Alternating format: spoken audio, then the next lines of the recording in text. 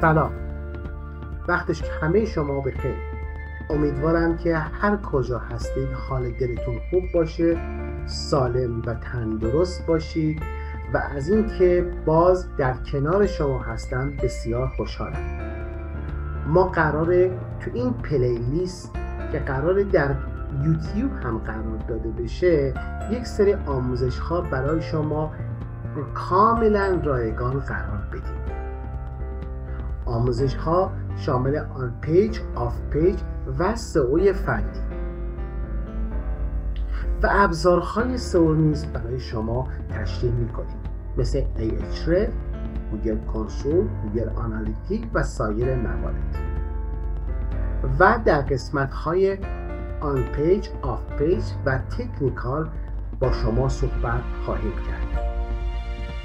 این ویدیوها برای چه افرادی مهمه؟ برای افرادی که صاحب کسب و کار هستند، برای شما که سایت دارید و هنوز رتبه نگرفتید و هنوز بالا نیومدید. از این ویدیوها میتونید استفاده بکنید. هزینه های بالای سئو رو ندارید بدید. خب این ویدیوهای آموزشی ما رو ببین، خیلی بهت کمک میکنه تا سایتت رشد بکنه، کسب و کارت رشد بکنه. و من هم به عنوان یک فرد آکادمی خیلی خوشحال میشم به شما کمک بکنم تا کسب و کار شما، اقتصاد شما رشد بکنه. اگه میخواین ویدیوهای جدید ما رو از دست ندید، حتما اونها رو سابسکرایب کنید، زنگوله رو فعال بکنید تا اولین نفری باشید که ویدیوی جدیدی که بارگذاری میشه رو شما ببینید. حتما ما رو دنبال کنید. باز خیلی خوشحالم در کنار شما هستم.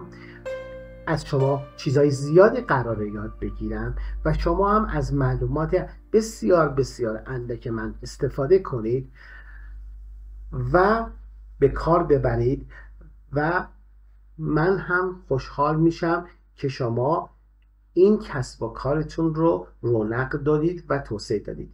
به خدای بزرگ میسپارمتون.